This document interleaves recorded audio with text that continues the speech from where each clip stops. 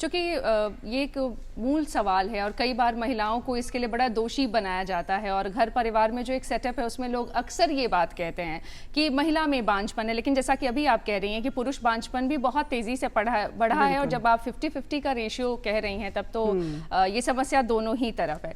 एक और बात आपसे समझना चाहते हैं डॉक्टर अनुराग की इनफर्टिलिटी की समस्या में मूलतः हम क्या क्या कर सकते हैं, क्या क्या तरीका? जैसे हम अगर किसी का बैनर पोस्टर किसी डॉक्टर का देखते हैं तो उसमें सीधे हम IVF देखते हैं। क्या IVF ही एकमात्र तरीका है या उसके पहले के भी कुछ स्टेप्स हैं जो हम शायद नहीं जानते हैं और सीधे हम IVF की चर्चा करने लगते हैं? आज के दौर में सबसे प्रमुख सवाल है ये। हाँ।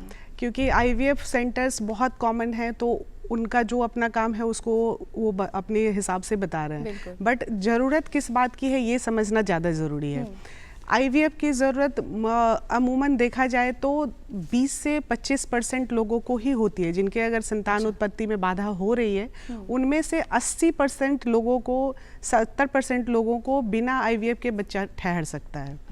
ऐसे लोगों को बस बेसिक टेस्ट जो हमने आपको पहले बताया वो जांच की ज़रूरत है, और उसके हिसाब से कई बार थोड़ा बहुत दवाइयों से भी काम हो सकता है, और कुछ चीज़ों में जैसे मैंने अभी बताया नली का बंद होना जो एक बहुत प्रमुख कारण है जिसके लिए IVF किया जाता है।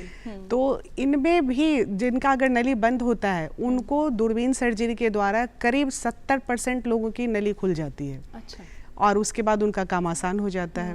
उसी तरह अंडेदानी में जैसे मैंने आपको दिक्कत बताया, सिस्ट का होना, फाइब्रॉइड का होना बच्चेदानी के अंदर, या बच्चेदानी के अंदर कोई जन्मजात विकार होना, तो ये सारी चीज़ें दूरबीन सर्जरी के द्वारा इसको सही किया जा सकता है। और एक बार सही हो गया तो फिर एक क्या 2 बच्चे भी आप कर सकते हैं। फिर आपको बिना किसी सपोर्ट के भी बच्चा हो सकता है। तो ये एक बहुत ही ज़्यादा इम्पॉर्टेंट चीज़ है जो हर किसी को समझने की ज़रूरत है।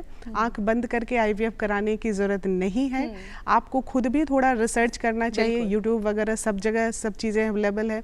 अच्छे सेंटर की तलाश करिए, लोगों से मिलिए, अच्छे डॉक्टर के पास जाइए, आपको ज़रूर उचित सलाह मिलेगा। जी।